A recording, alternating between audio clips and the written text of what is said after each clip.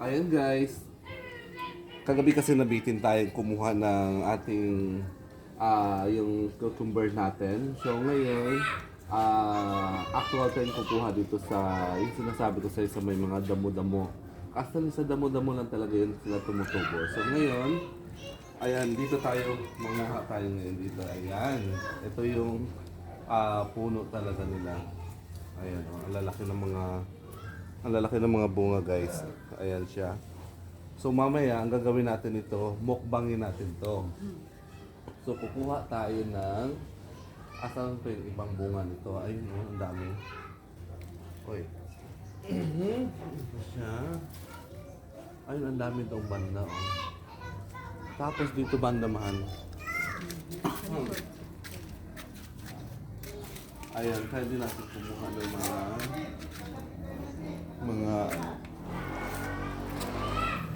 ayan, may mga hinog na rin dito. So, kasi ang hinog daw nito is matamis na raw siya. So, mamaya, ma-experience natin mamaya kung anong lasa din ito, yung hinog na siya. So, mamaya, i-mukbang natin itong mga nakuha natin. Kumot pa. Ayan. So, ang dami niya guys. Ang dami. Mga malalaki na yung bunga niya. Ayan. So, mamaya, magmumukbang tayo ito ng pipino. Ayan. Kasi kagabi yung ating na-upload na video ay nakafocus doon sa anong tawag ng kinakain natin kagabi. So ngayon naman, dito tayo sa cucumber. Ayan. So yun guys, ito lang muna yung ating kukunin ngayon tapos mamaya mukbang natin to. So, ayan, nasaan siya?